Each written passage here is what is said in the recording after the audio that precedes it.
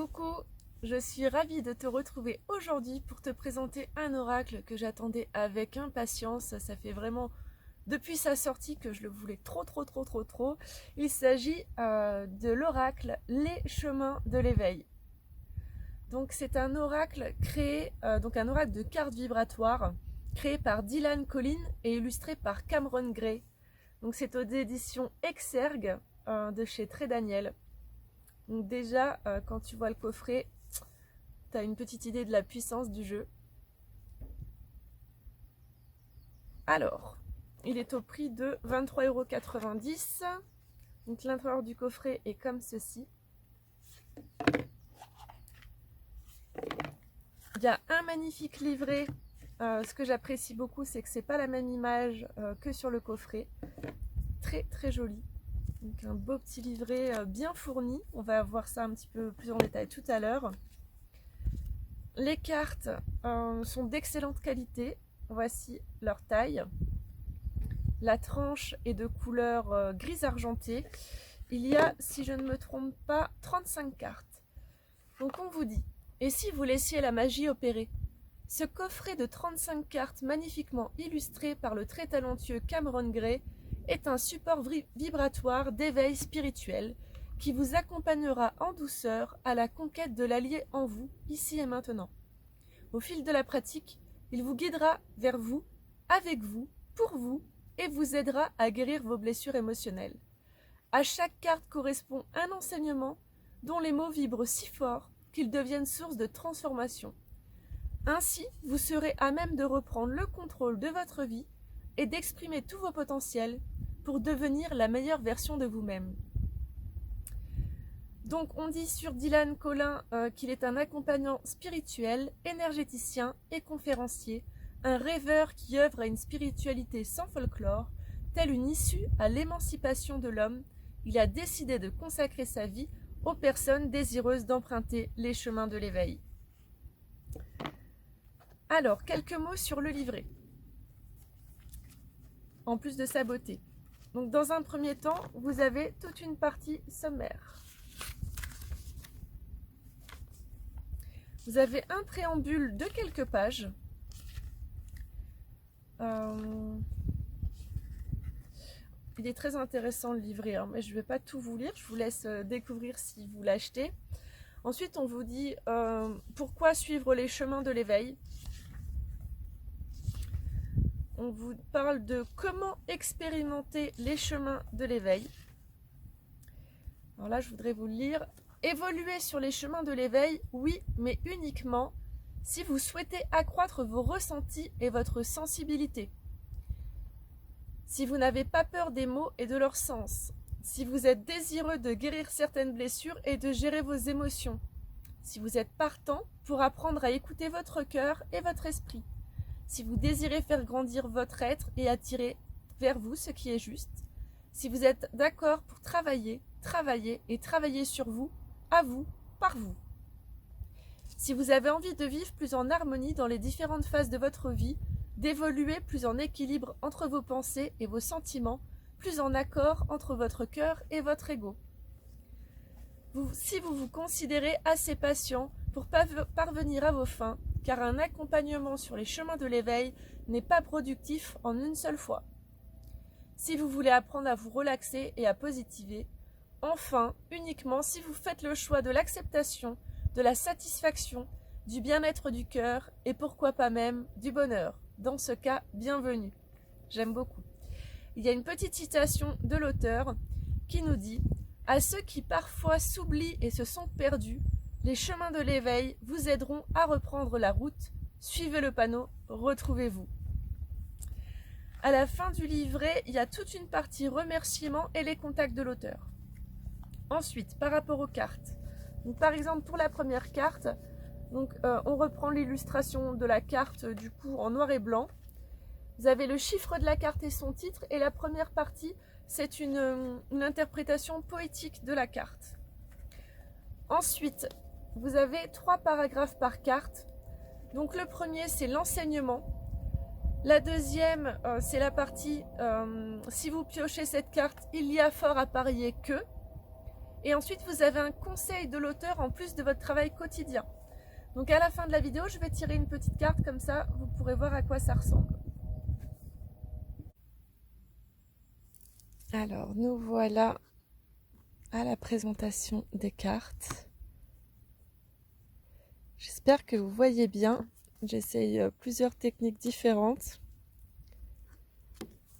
Donc, comme vous pouvez le voir sur chaque carte, vous avez son nombre pour vous référer au livret facilement et son titre. Les illustrations sont magnifiques. Je pense vraiment que ces cartes sont un soin énergétique rien qu'en les regardant. Donc ce que je conseille toujours, c'est que quand on tire une carte, moi je la mets en photo en fond d'écran sur mon téléphone afin de m'imprégner de son énergie à chaque fois que je la vois.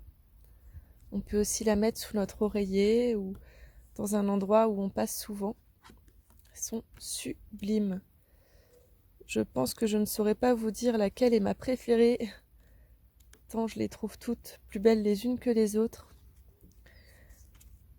Elles me font un petit peu penser au jeu Les Forces de Guérison d'Anna Stark. En tout cas, ce jeu fait partie de l'un de mes favoris. N'hésitez pas à me dire en commentaire ce que vous en pensez, si vous l'avez, si vous comptez l'acquérir, si vous aimez ce genre de jeu, si vous en avez de ce même style. N'hésitez pas à partager avec moi en commentaire, c'est toujours un plaisir de vous lire. J'essaye de toujours répondre du mieux que je peux à tout le monde.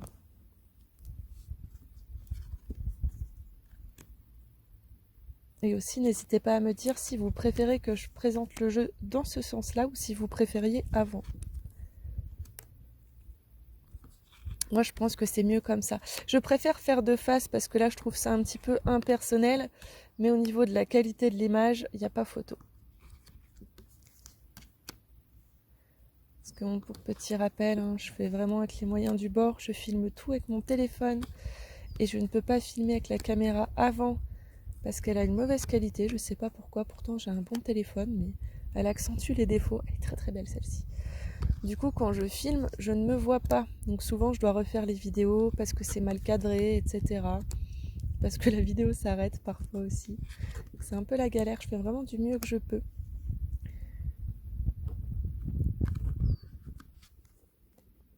Magnifique, mea culpa. J'aime beaucoup aussi présenter les cartes dans ce sens parce que je vois les cartes en même temps que vous.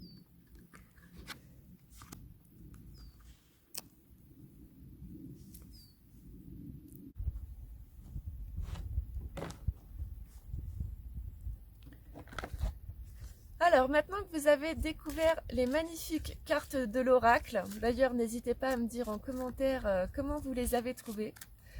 Je vais maintenant tirer une petite carte pour toutes les personnes qui regardent cette vidéo et je vais vous lire le livret pour que vous fassiez une idée du contenu. Alors, quel est le message à partager aux personnes qui regardent cette vidéo, que je remercie d'ailleurs parce que vous êtes de plus en plus nombreux et ça fait chaud au cœur, que ce soit sur Facebook, sur YouTube ou sur Instagram. C'est vraiment une superbe aventure que je vis avec vous. Alors, le message à partager à ma communauté. La magie.